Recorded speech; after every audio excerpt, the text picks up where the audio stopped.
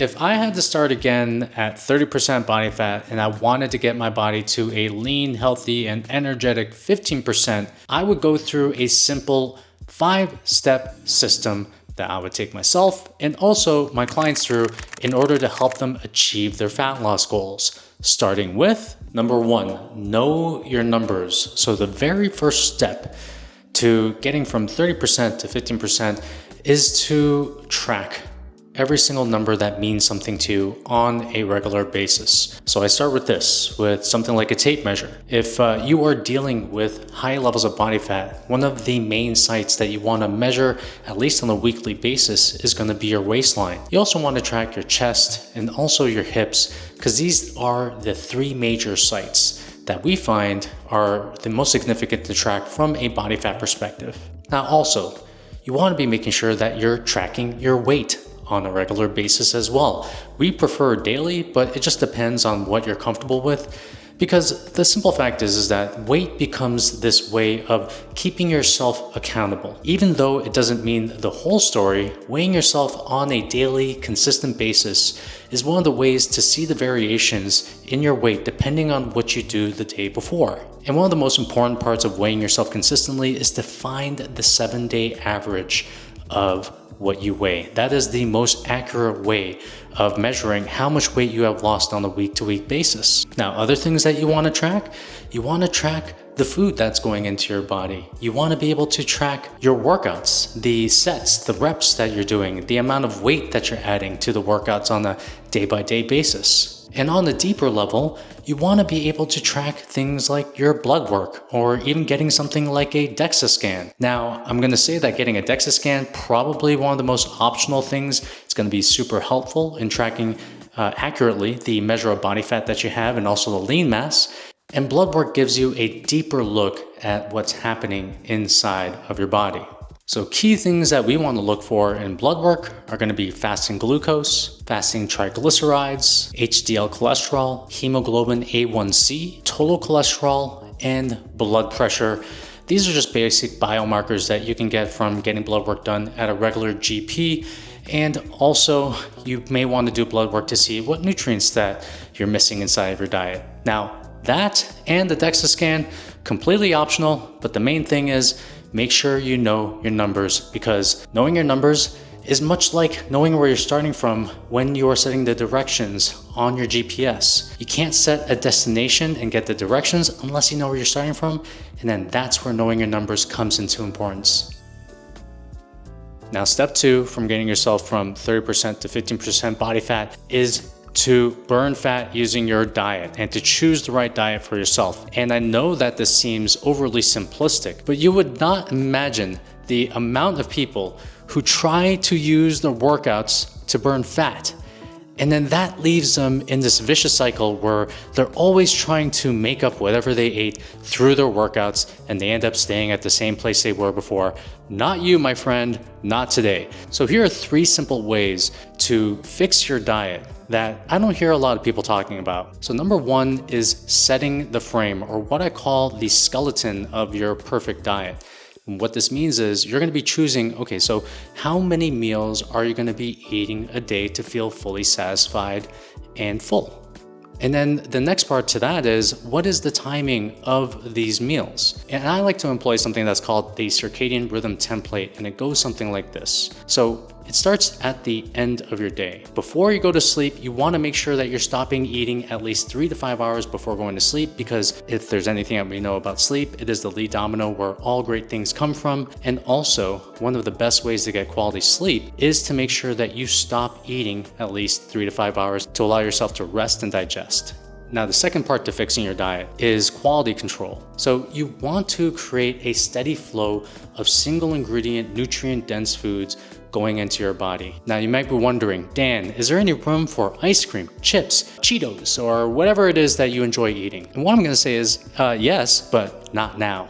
I find it way better to go highly restrictive with your diet first and then blend in the flexibility afterwards. And I'm going to be doing an entire video on flexible dieting.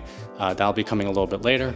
But again, you want to be going quite strict in the beginning and flexible later. So getting single ingredient quality meals means going grocery shopping, choosing the right foods for you. So that means going into your fridge, that means going into your cupboards and removing any types of foods that will take you off course.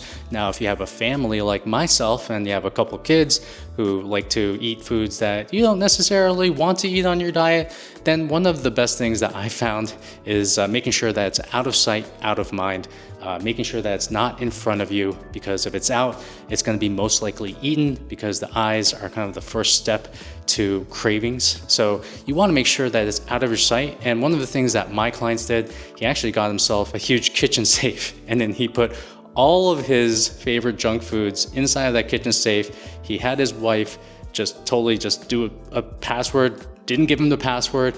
And then that was one of the best ways to avoid eating those foods that he found that he couldn't control himself with on a regular basis. Now, if you find it hard to get these single ingredient, nutrient dense foods, and obviously you want to make sure that you're shopping for the right foods first, you want to make sure that you have either one of two things going for you. Either you have a habit of prepping your meals on a regular basis, or if you have the resources, you're actually getting meal prep services that are just preparing these things for you without you even having to think about it.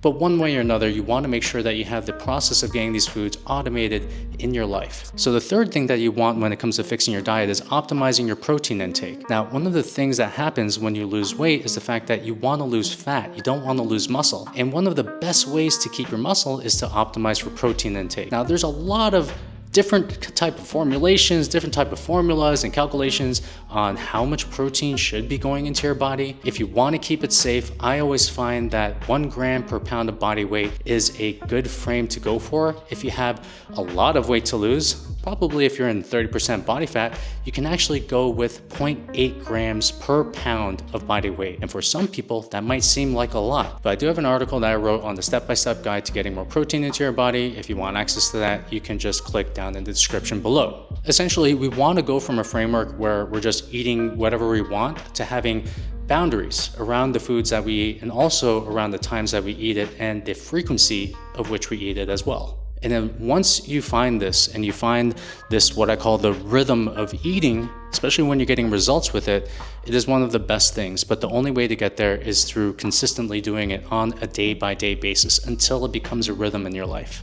Now, step 3 is to focus your energy of the workouts to make sure that you are building muscle using progressive overload. One of the best ways to increase your metabolism is to raise your metabolic floor, and one of the best ways to do that is by building muscle. So like I said in the previous point, we're not trying to burn fat with our workouts. We're not trying to raise our post-exercise oxygen consumption or whatever the hell other people like to talk about. We want to build muscle. This means basing your core exercises on the squat, the deadlift, the dumbbell bench press, the farmer's carry, pull-ups, overhead presses, lunges, back rows, hip thrusts, and mobility drills. And while you do this, you want to apply the principles of progressive overload into your workouts. Progressive overload meaning that you're just doing a little bit more. And I actually do have a thread that I have on X that I'm going to be posting in the description below that shows you the 12 best ways to use progressive overload in your workouts. That can be in the description below. Now, the most important part to all of this is doing your workouts and not changing them for the next 12 to 16 weeks. That's what I find in my practice, which helps raise your metabolic floor, which is the sense of not changing the exercises that you're doing or the workouts that you're doing, but it's about doing the same workout and looking to get better each and every week in the exercises that you're doing. Consistency and small improvements when you're working out are the basis of building muscle. And if you have a long-term mindset, and if you're willing to just go into the gym and improve every day, you're going to crush it. Now, the fourth step is low intensity movement. Now, if you love running, if you love doing cardio, then by all means go and do it, but only if you actually like doing it. One of the things that the body does on a subconscious level, especially as we start to lean out, is it subconsciously slows us down. It makes us lazier. It wants to conserve energy. So one of the things that I found as like the perfect medium in terms of getting the amount of movement that we need and also enhancing other aspects of our life is getting something like a 30-minute walk outside every single day. It doesn't have to be outside. It could be on the treadmill if you wanted to. Now, there's a lot of people that argue about how many steps you need every single day. I say make it simple. 10K steps a day, make that mandatory. And it's not necessarily for getting yourself lean or getting yourself down to 15% body fat. There are so many other benefits that come with low intensity walking that we don't realize. Things like increased creativity, things like decreased stress, increased endorphins, improved cognitive function. And yes, you do burn a little bit of calories along the way. And the thing I love most about low intensity activities like walking is the sense that it is not a stress on your body. You see, when you're losing weight, it is a stress. I mean, like your body doesn't like to lose weight. It actually hates it, and it'll do everything possible to protect itself against losing it. So one of the best ways to reduce the amount of stress that you're putting on your body is by taking yourself on walks. It's a net positive for both your mind and your body, and 10K steps a day keeps the doctor away. So make sure you make this a mandatory part of your day. Now, the fifth and the final step is changing your identity. It's not enough to transform your body, you must transform your mind. More specifically, we have to transform our relationship with food, exercise, sleep, and all of these healthy behaviors. Because we don't necessarily just want to get down to 15% body fat for a brief period of time. We want to be able to stay there forever. Now, what does changing your identity look like? Well, number one, it comes from showing up in consistency. So the more that you show up and the more that you're consistent with all of the behaviors that lead you to 15% body fat, then the more that they are going to be baked into your personality. Now, something that I found to be a great way to change your mind as your body changes is to journal. It's to be introspective. It's to find the relation of how you feel to the behaviors that you are doing, so you can give yourself more reasons to do it. And I'll use an example. I was working with a client and he went down from 30% body fat down to 12%. Here's his before and after picture. And during that time, I kept on asking him, how does it feel? So after he did the workout, cool, how did that feel? Oh, I feel more energized, I feel great. After he ate a healthy meal, a nutritious diet, I would ask him how he felt.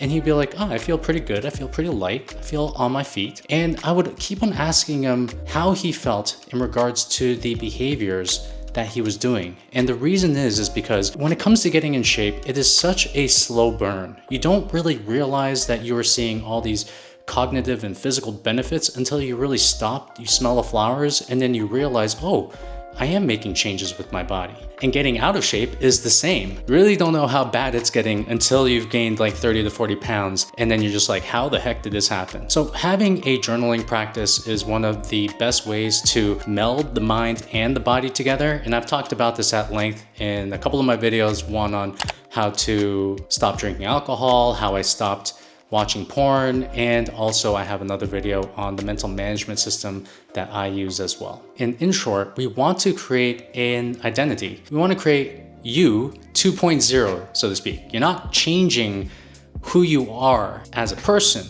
but you're upgrading and you're evolving yourself. You're giving yourself both an upgrade in your hardware when it comes to your body and also in your software when it comes to your brain. And this is the most important part to releasing the body fat and getting yourself into your best shape. Now, one of the most important parts to this video is the fact that you have to set a goal, yes, but you have to focus on the systems and traits in order to make them happen. You want to create a new identity around your behaviors, and you're not necessarily trying to do this within a 6 or 4 week time frame. You want to do this once, and you want to do it once and for all for the rest of your life. So go to this video over here, because in this video I talk about the principles to not losing weight but keeping the weight off, and that is the most important part to this whole game, to make sure that you keep your results. So go to this video over here and I'll see you there.